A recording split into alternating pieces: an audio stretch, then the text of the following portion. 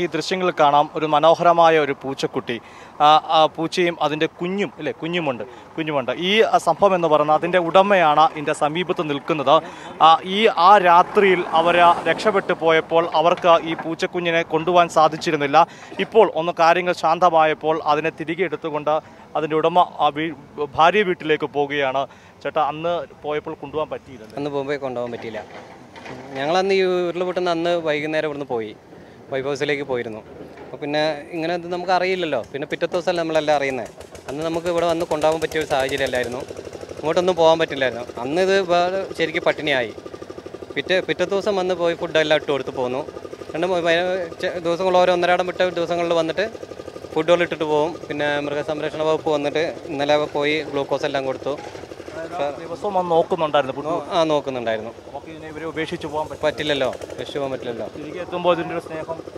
വിളിച്ചപ്പോഴത്തേക്ക് ഓടി വന്ന്. പിന്നെ നമ്മളെ കാണാണ്ടാകുമ്പോഴൊരു വേവലാതി ഇവർക്കും ഉണ്ടാവുമല്ലോ.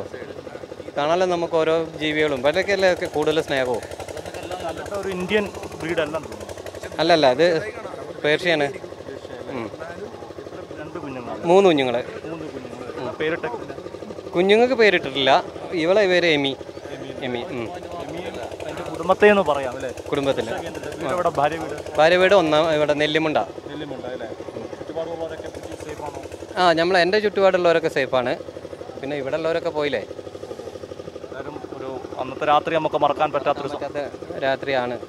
എല്ലാവരും എൻ്റെ കൂട്ടുകാരും കുടുംബക്കാരും തന്നെയാണ് പോയത് മിക്കവരും. ഇത് അമ്പലമാണ്. മുസ്ലിം പള്ളി അവിടെയാണ് കുറച്ച് മുന്നിൽ. ഇത് ശിവക്ഷേത്രം. പിന്നെ അവിടെ ഒരു പള്ളിയുണ്ട്. ആ പള്ളീൻ്റെ പകുതിയോളം പോയി. ഇപ്പോൾ കുറച്ചേ കാണുന്നുള്ളൂ. അത് കാണുന്നുണ്ടല്ലോ. അതിൻ്റെ പകുതി ഉള്ളിലെല്ലാം മണ്ണാണ്. അതിൻ്റെ വെള്ളക്കെട്ടിലോ. അതിൻ്റെ തൊട്ടിപ്പുറത്ത് തന്നെ അമ്മേൻ്റെ വീട്. അതെല്ലാം പോയി. അമ്മയൊക്കെ മാറിയിരുന്നു. വീട് പോയി.